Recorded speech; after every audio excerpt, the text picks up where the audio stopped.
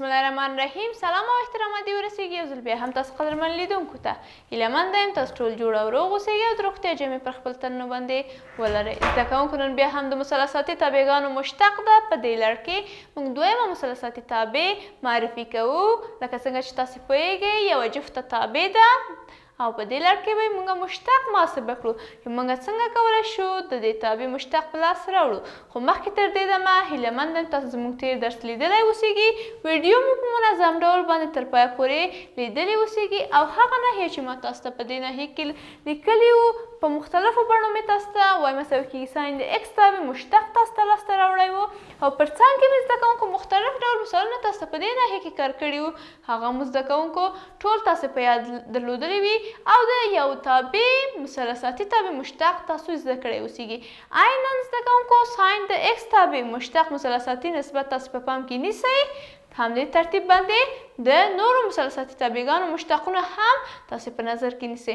قدرمن لیدونکو که څه هم دغه مشتقات چې ستاسو په کتاب کې کار شوي یوه لویه مناقشې سره کار شوي دي او یو لوی مبحث او ثبوت یې کار کړی، خو زه صرف تاسو ته په کوم ناحیې کې چې د کوم فرمول څخه استفاده کومه هغه تاسو په یاد نیسئ، د خپل شارټ نوټ کتابچو کې نوټ نیسئ او مشتقات یې په پام کې نیسئ تر څو تاسو وکولی شئ د هر نوع ترکیبي تابع مشتق هم لاسته راوړئ. خیر راځئ زده کوونکو بیا هم وایم چې نن د وایم مساوي کېږي کوساین د اکس تابع مشتق. دغه مبحث د خپلو 12 ټولګي ریاضي کتابونو په 9 او 9 پاڼه کې وګورئ او له موږ سره یو ځای تعقیب کړئ. هیله مند یم زده کوونکو خپل کورنۍ دندې په سمه توګه سرته ورسوئ او موږ سره یې شریکې کړئ د کومنټونو برخه کې. زده کوونکو بیا هم په دې ناحیه کې که چېرته تاسو د درس په مبحث کې هر ډول درخواست بیا هم لرئ چې زه تاسو ته تشریح او توضیح کړم یا هم کوم ناحیه تاسو نه یې پوه شوي زه تاسو ته بیا هم بیان کړم، تاسې کولی شئ د کومنټونو برخه کې درخواست وکړئ او یا هم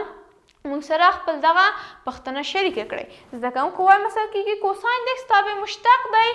دغه وایم مساوي کېږي کوساین د اکس تابع وایم مساوي کېږي کوساین د اکس. دویمه مثلثاتي تابع ده زده کوونکو. څومه دویمه مثلثاتي تابع ده. دغه مثلثاتي تابع موږ وویلې زده کوونکو چې تقریبا ساحه د تحول د ساین او کوساین د منفي یو نه تر مثبت یوه پورې ده زده کوونکو. تاسې هم پوهېدلی چې په دې ترتیب سره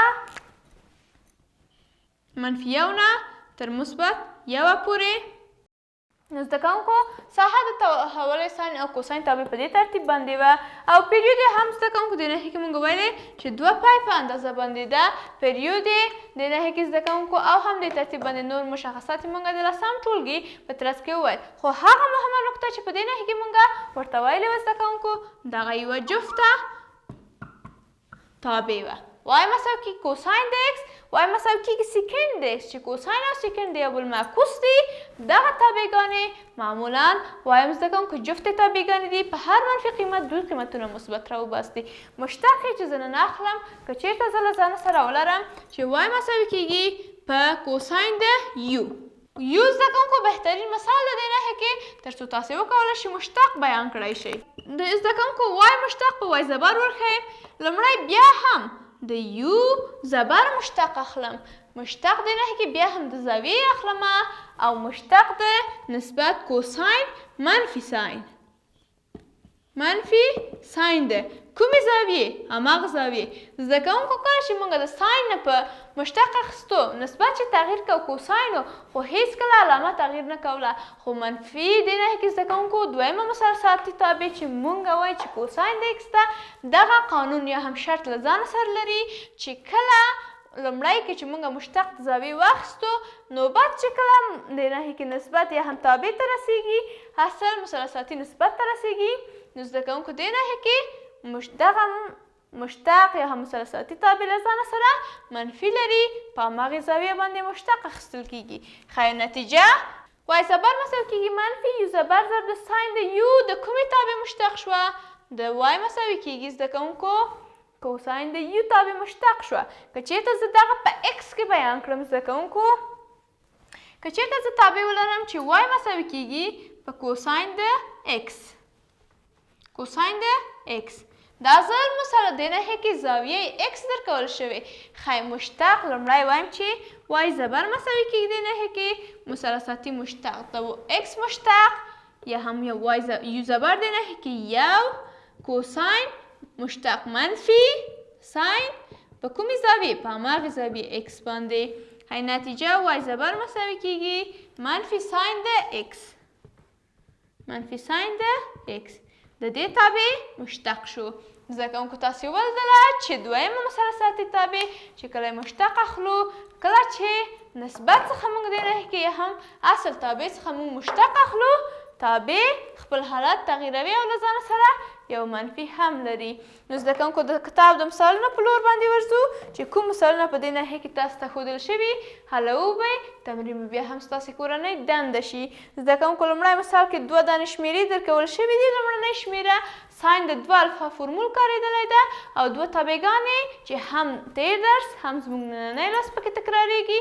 دغه ناحیه تاسو ته مشتق یې وای لاسته راوړئ خو زه دغه مشتق نه کاروم. د دې څخه دویمه شمېره تابع چې ده لږ څه مغلقتره ده او په دې لړ کې تاسو ته درېیمه هڅه تکراریږي. هم زموږ مثلثاتي تابع لومړنی درس هم د مشتق لومړنی قانون او لومړنی درس تاسو ته تکراریږي چې په څه ترتیب تاسو کولی شئ مشتق لاسته راوړئ. نو په ګډه سره یې کاروو زموږ ملتیا بیا هم وکړئ. اف ایکس مساوي کیږي x لومړنی مبحث یا هم لومړنی درس د مشتق منفي ساین د x زده کوونکو د مثلثاتي تابعګانو لومړنی درس چې موږ په تېرې ویډیو کې تشریح کړو ضرب د کوساین د x. زموږ نننۍ ورځې یا هم نننۍ درسي ټولګه زموږ د کوساین د x تابع مشتق ده. ښایي لیکم زده کوونکو د مشتق د لاسته راوړلو لپاره f زبر د x لیکم مساوي مشتق د x یو. تاسو پوهیږئ زده کوونکو توان ضرب ضریب توان نه یو کم منفي یو د مثبت یو سره ځي عدد په نوم د صفر یو ضرب یو مشتق دې ناحیې کې یو شو منفي دغه ناحیه زده کوونکو منفي ساین د x یو ته تاویزوم کوساین د x وي ته تاویزوم د حاصل ضرب د فرمول څخه په استفادې سره دغه مثال زه کاروم. ښایي دې ناحیې کې یو مساوي کیږي پر ساین د x یو زبر دی ناحیه کې مشتق د x یو ساین کوساین x مشتق د ساین د x زده کوونکو کوساین د x کیږي. ښایي یو زبر مساوي کیږي کوساین د x.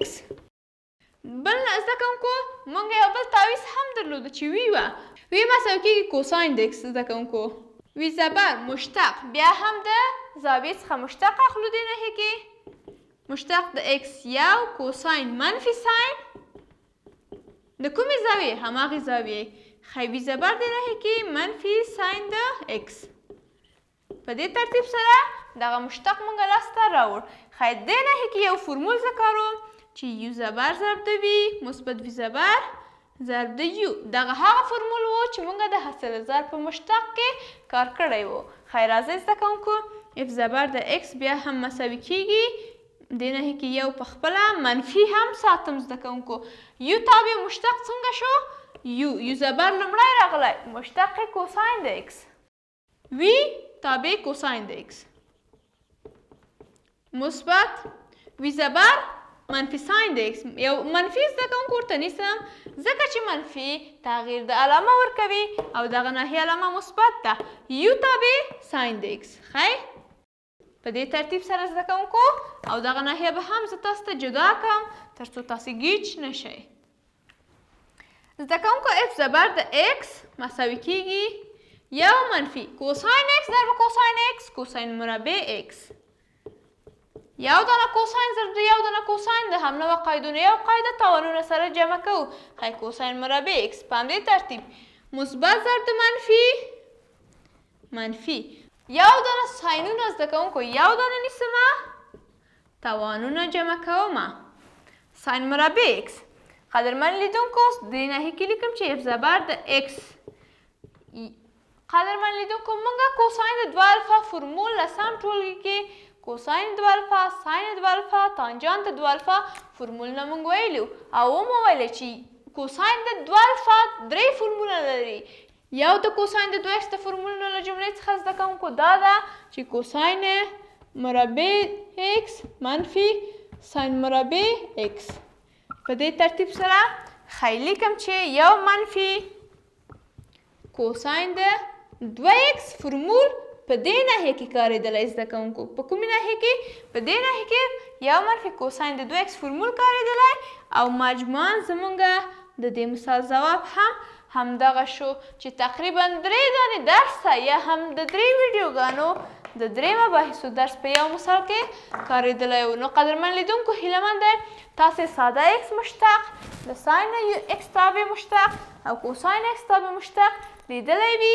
نهایي جواب هم یو منفي کوساین د 2x شو. قدرمن لیدونکو دغه زموږ نننی لوست. تاسې بیا هم تختې لور ته وګورئ. تاسې هرې ناحیې کې چې مشکل لرئ خپل مشکلات کومنټونو کې ولیکئ. تر بیا چې زه ستاسو چوپړ کې حاضرېږم او تاسو ته بل درس تشریح او توضیح کوم. تاسې په لویو بخښونکو مهربانه الله باندې سپارم، خو مخکې تر هغې د خپلو کتابونو او یومې پاڼې تمرین حل کړئ او په کومنټونو کې راواستوئ. تر بیا دمه ښې چارې ولرئ. الله پامان.